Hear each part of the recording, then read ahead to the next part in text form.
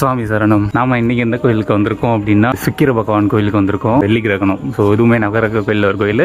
இதுக்கு முன்னாடியே நம்ம சூரியனார் கோயிலுக்குமே போயிட்டு வந்தோம். நவகிரகத்தில் ஒருத்தரான சூரிய பகவான் அவரோட கோயிலுக்கும் முன்னாடி போயிட்டு வந்தோம். சூரியனார் கோயிலும் இதுவும் கிட்டத்தட்ட பக்கம் தான், ஒரு 2-3 கிலோமீட்டர் டிஃப்ரென்ஸ் தான் வரும். சரி, அதான் அப்படியே சூரியனார் கோயிலுக்கு போயிட்டு இங்கே வந்துட்டேன். இன்னைக்கு தைப்பூசம் வேற. ஸோ அங்கே முருகன் சன்னதி இல்லாதனால நல்ல வேலை இங்கே வந்தேன்னா. ஸோ இங்கே சிவன் சன்னதி இருக்கிறதுனால முருகன் சன்னதியும் இருந்துச்சு. முருகரோட தரிசனத்தையுமே பார்த்தாச்சு. சூரியனார் கோயிலில் மெயினாக இருக்கிறது சூரிய பகவான் தான். ஸோ மற்ற நவகிரக கோயிலில் இங்கெல்லாம் பார்த்தீங்கன்னா மெயினாக இருக்கிறது சிவன் தான்.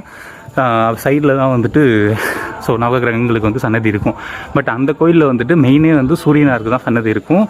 சிவலிங்கம் இருந்துச்சு சூரியனார் சன்னதிக்கு முன்னாடி, கொஞ்சம் சூரியனார் சன்னதியோட வலது பக்கத்தில் முன்னாடி இருந்துச்சு விஸ்வநாதர் லிங்கம். பட் ஆனால் அங்கே மெயினாக இருக்கிறது சூரியனார் தான். பட் இங்கே சுக்கிர பகவான் சைடில் தான் இருப்பார். இங்கே மெயினாக இருக்கிறது சிவன் தான். சூரியனார் கோயிலையுமே விஸ்வநாதர் லிங்கத்துக்கு நீர் வடிகிற பக்கம் வலது பக்கம் இருக்கும், எல்லா லிங்கத்துக்கும் இடது பக்கம் இருக்கும் இல்லையா? ஏன் அப்படின்னா சூரியனார் மேற்கு பார்த்து தான் இருப்பார். ஸோ பேக் சைடு தான் கிழக்கு வர மாதிரி. ஸோ சூரிய உதயம் பின்னாடி இருந்திருக்கிற மாதிரி இருக்கும். ஸோ அதனால் லிங்கமும் அதே மாதிரி ஆப்போசிட்டில் இருக்கிறதுனால நீர் வடிகிற பக்கமும் ஆப்போசிட்டில் தான் இருக்கும். ஸோ இதே மாதிரி இது 3வது கோயிலில் நான் பார்க்குறேன். லிங்கத்தோட இது ஆப்போசிட்டில் இருக்கிறது. ஃபர்ஸ்ட் திருவிடைமருதூரில் மகாலிங்க சுவாமி கோயிலில் பார்த்தோம். ரெண்டாவது நேற்று போன சனி பகவான் கோயில்லையுமே காலாஸ்தீஸ்வரருக்குமே அப்படி தான் இருந்துச்சு.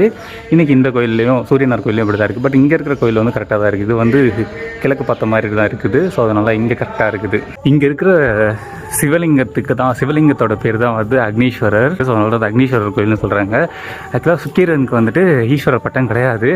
இப்போ தான் போயிட்டு நானுமே ஐயர்கிட்ட கேட்டு தெரிஞ்சுக்கிட்டேன். ஆக்சுவலாக ஈஸ்வரம் பட்டம் வாங்கினது நவகிரகத்தில் சனீஸ்வரன் மட்டும்தான் சொன்னாங்க. எனக்கும் அதான் தெரியும். பட் ஆனால் இப்போ இவர் என்ன சொல்கிறாருன்னா சனீஸ்வரனுக்குமே பட்டம் கிடையாது. அது சமஸ்கிருத வார்த்தை தான் மருவி சனீஸ்வரன் சொல்கிறாங்க. ஏதோ சத்தேஸ்வரர் ஏதோ சொன்னார், பொறுமையாக நடக்கிறவர்னு. பட் சனீஸ்வரனுங்கிற பட்டம் ஈஸ்வர பட்டம் சனீஸ்வரன் கிடையாதுன்னு சொல்கிறாங்க. அது என்னன்னு தெரியல. உங்களுக்கு தெரிஞ்சால் நீங்கள் சொல்லுங்கள். நாம் நாளைக்கு வேறு கோயிலில் பார்க்கலாம்.